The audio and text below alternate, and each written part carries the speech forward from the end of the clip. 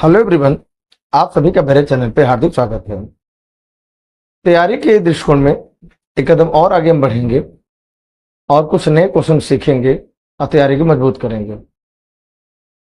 हमारा क्वेश्चन इस प्रकार है आज का, यदि किसी वस्तु का मूल्य 15% बढ़ा दिया जाता है और फिर 15% घटा दिया जाता है तो उसके मूल्य में कुल कितने प्रतिशत की कमी होगी। कॉमन सी बात है, आप समझ सकते हैं कि जैसे अगर किसी का दाम 100 रुपया है और फिर उसमें हम इसमें 15% बढ़ा देंगे तो 100 का 15% जो दाम होगा, समझने के मैं बता रहा हूं, 115 रुपये हो जाएगा। अब फिर इसका जो 15% निकालेंगे, 115 का 15% निकालेंगे तो हम यहाँ पे देखिए 15% निकाल लिया जाए तो कुछ ऐसा मतलब हो जाएगा, दोनों गुणा कर देंगे या कट में चाले 5 से 15 हो जाएगा, 5 दूना 10, 0 आ जाएगा, 5 के 20 और यहाँ हो जाएगा 5 दूना 10 और 5 ते 15 और 23 से 3 बार करेंगे तो 3 त्रिका 9, 3 दूना 6 बटे में 4, तो पहले की वैल्यू हो जाएगी हमारे 4 एकम 4 और 2 और 9 29, 4 से 28, तो 1 और 0 करेंगे तो हमारा आ जाएगा 4 दूना 8 और 4 पंजे 20 माने हो जाएगा 17.25। माने उस 115 जो वैल्यू है उसमें से अगर 15% कमी करेंगे तो 17.25 कम हो जाएगा। और तो यहाँ पे अगर जो बढ़ा दें तो 0.75, यहाँ हो जाएगा 14, 14 में 7 गया 7, यहाँ 10 में से 1 गया 9, माने क्या हो जाएगा। कहने मतलब यह है जो 100 रुपया ओरिजिनल वैल्यू थी, 15% बढ़ाने के बाद जब 15% घटा दिया गया, वैल्यू को माइनस कर दिया गया उसमें से, तो दाम ओरिजिनल वैल्यू से देखिए कम आ गई। इस समझने वाली बात है, मैंने आपको समझाने प्रयास किया। देखिए करें कैसे, आई मैं इसको आपको कराता हूं फॉर्मूला से। हमें कह रहे कमी हो जाएगी, यही बात समझना है। अगर आप समझ जाएंगे तो बेहतर होगा, है ना। तो कितने परसेंट कमी हो देख लीजिए, मिला लीजिए। यहाँ कितना हो जाएगा, 100 था पहले और 97.25 और 75 हो जाता है, माइनस करेंगे आप क्या आएगा 0.25 हो जाएगा। ये 100 में से 75 गया तो 25, 2.25 आंसर होना चाहिए। ऑप्शन में ए करेक्ट होगा। बट मैं इस तरह से आपको नहीं सजेस्ट करूंगा, ये तो मैं समझाने प्रयास कर रहा कि दाम बढ़ने के बाद जब घटाते हैं तो वैल्यू पहले से छोटी हो जाती है। मेरा ये उद्देश्य था। आइए अब करके दिखाते हैं। रूल ये है कि अगर वृद्धि और कमी दोनों का मान, प्रतिशत मान अगर समान है जितना भी है, मान लीजिए हम मान लीजिए यक्स है कि वृद्धि प्रतिशत यक्स हो और कमी प्रतिशत भी यक्स हो, तो निश्चित रूप से कमी ही होगी। मैं जो यहाँ समझाने प्रयास किया हूं कि कमी होगी, इसलिए कुल मिला के जो प्रतिशत कमी होगी, जो प्रतिशत कमी आएगी फाइनली वो कितना होगी, यक्स का स्क्वायर बटे में 100%। ये फॉर्मूला है, यक्स परसेंट की वृद्धि और यक्स परसेंट की कमी, तो प्रतिशत कमी ही होगी फाइनली, जैसा मैंने आपको समझाने का प्रयास किया। तो हमारा जो आंसर आएगा वो यक्स स्क्वायर बटा 100% में आंसर होगा।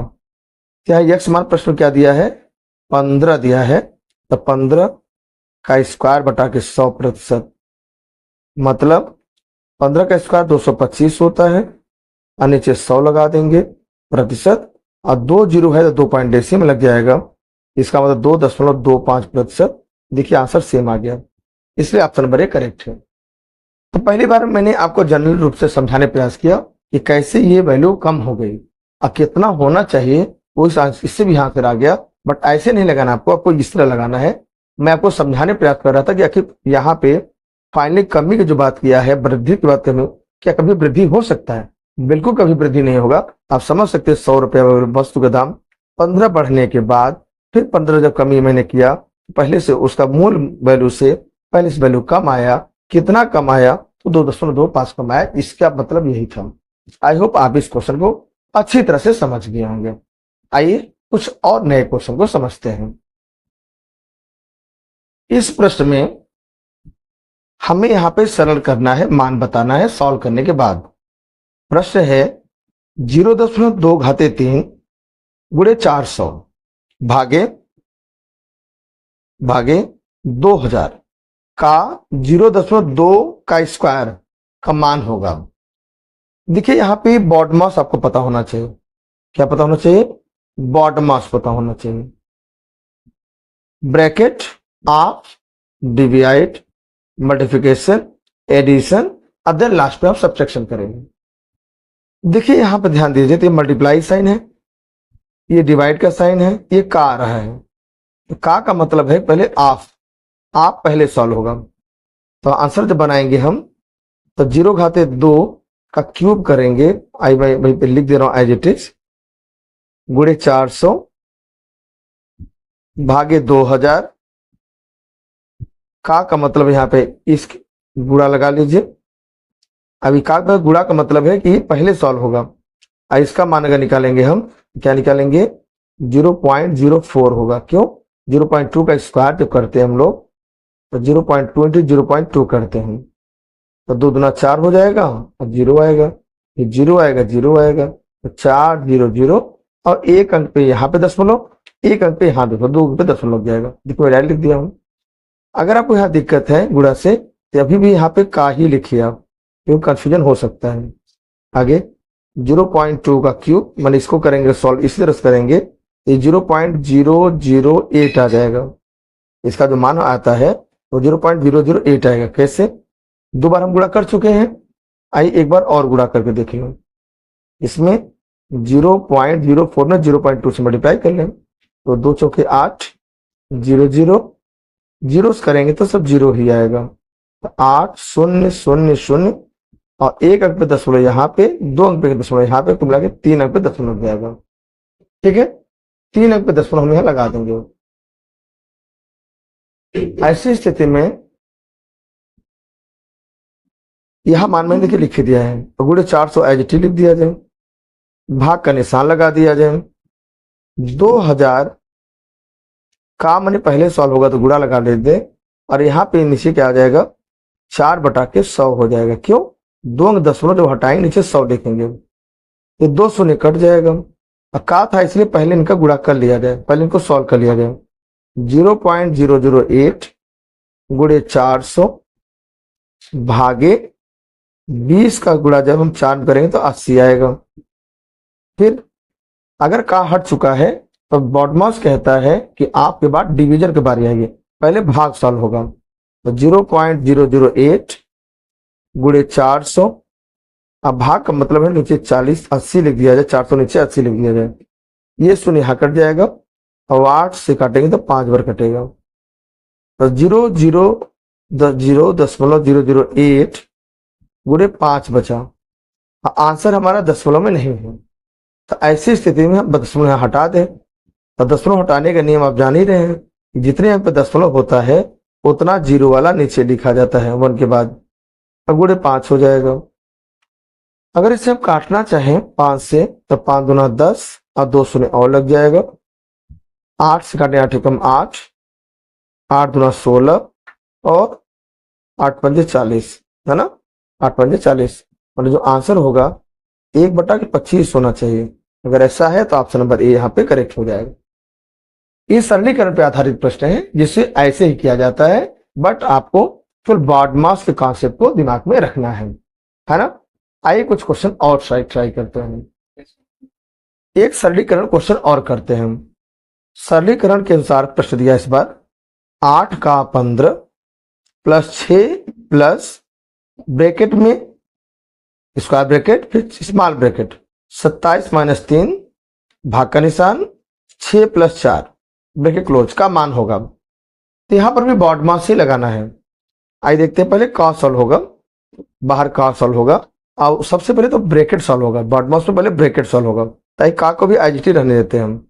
8 का 15 प्लस 6 प्लस, इन देखिए सबसे पहले छोटा ब्रैकेट सॉल्व होता है, तो 27 में 3 जब कम करेंगे तो आ जाएगा 24, फिर भाग का निशान, फिर 6 प्लस 4।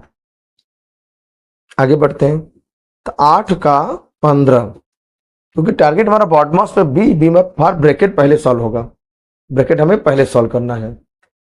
आई करते हैं ब्रैकेट सॉल्व, प्लस 6 प्लस तो यहाँ पर डिवाइड रूल पहले लगेगा। तो 24 को जब 6 से भाग करते हैं तो 4 आता है, 6 चौक 24, अब +4 पहले से भी है।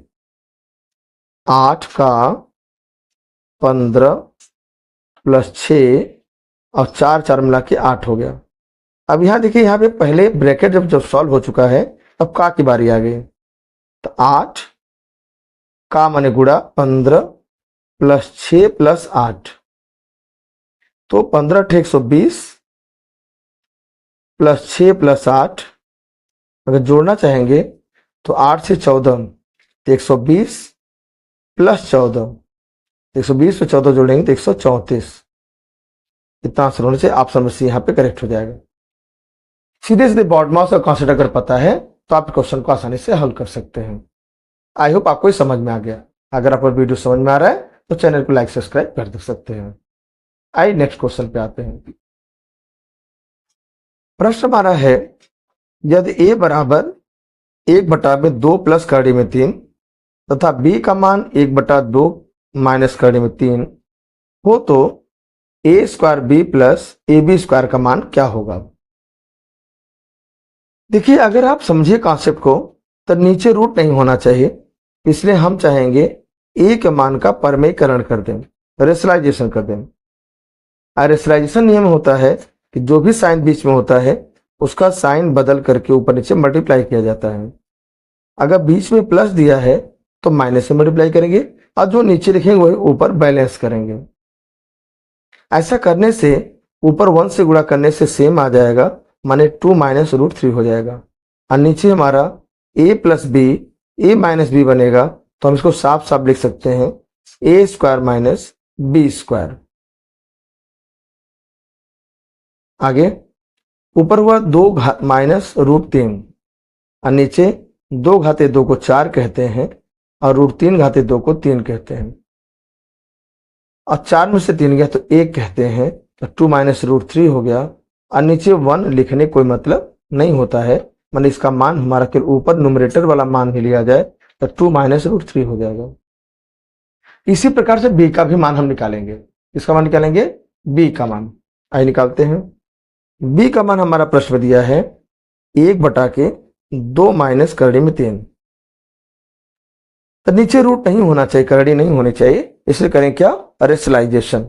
रेशनलाइजेशन नियम क्या है कि जो भी साइन दोनों बीच में दिया है इसको बदल के गुणा किया जाए। क्या हो जाएगा, 2 प्लस कड़ी में 3, जो नीचे वही ऊपर बैलेंस करते हैं। इससे क्या हो जाएगा कि 1 से गुणा करने से अंश हमारा एज इट इज रहेगा न्यूमरेटर, लेकिन जो डिनोमिनेटर हमारा है a - b और a + b के कॉन्सेप्ट अकॉर्डिंग a² - b² बन जाएगा, माने पहले पे 2 माइनस दूसरे पे 2। तो 2 + √3 हमारा हो गया ऊपर, और नीचे 2 को 4 कहते हैं और √3 को 3 कहते हैं, और 4 में से 3 माइनस करेंगे तो 1 आएगा, और नीचे 1 लिखने की जरूरत नहीं, हम डायरेक्ट कह दे रहे हैं 2 + √3, क्योंकि इसका मान 1 नीचे लिखना जरूर नहीं है। अब हम प्रश्न पे आ जाते हैं। प्रश्न पूछा क्या है, हमसे पूछा है मान a² b + ab²। तो देखिए, डायरेक्ट मान रखने से अच्छा है कि सबसे पहली प्रॉपर्टी जो दोनों में हो उसे कॉमन ले लिया जाए। तो यहाँ a 2 बार है और इसमें a 1 बार है, तो दोनों से हम a कॉमन ले सकते हैं। जब a कॉमन लेंगे तो यहाँ 1 ठो बचेगा, और साथ साथ b यहाँ 1 यहाँ 2 है तो b भी कॉमन ले लिया जाए। तो a और b दोनों का जो कॉमन 1 1 ठो ले लेंगे तो यहाँ पहले में 1 ठो a बचेगा, और दूसरे में 1 1 ठो a b निकालेंगे तो 1 ठो b बचेगा। अब हम मान रखना चाहेंगे ए बी, ए का मान मतलब 2 माइनस करड़ी में 3, अब बी का मान 2 प्लस करड़ी में 3, फिर ब्रैकेट ए का मान 2 माइनस करड़ी में 3 और बी का मान 2 प्लस करड़ी में 3। करड़ी में 3 से करड़ी में 3 कट जाएगा और 2 + 2 को जोड़ने पे 4 आता है। यहाँ a - b into a + b बन रहा है, माने a² - b² हो जाएगा। ये माइनस बी, ए प्लस बी से ए स्क्वायर माइनस बी स्क्वायर। दो घातीय को हम 4 कहते हैं और √3 का स्क्वायर को 3 कहते हैं। 4 अज्योगत्यों, 4 में से 3 गया 1 गुणे 4, तो हो जाएगा आंसर 4। प्रश्न का सही आंसर 4 होगा। इस प्रकार से हमारा ऑप्शन नंबर डी यहाँ करेक्ट है। आप कैलकुलेशन करते जाइए, आप कैलकुलेशन भी यहाँ पे आपका आंसर जरूर आ जाएगा, इसमें कोई दिक्कत परेशानी आपको नहीं होगी। हम डायरेक्ट विजुअलाइजेशन की वैल्यू को कॉमन लेकर कर सकते थे, लेकिन हमने आपको डिटेल से बताया कि आप कल सीख जाएंगे तो आप करना आ जाएगा, तो आपको ज्यादा उल्टा सीधा घूमना नहीं पड़ेगा, डायरेक्ट आंसर आप निकाल सकते हो। आइए आज का अंतिम क्वेश्चन भी कर लिया जाए।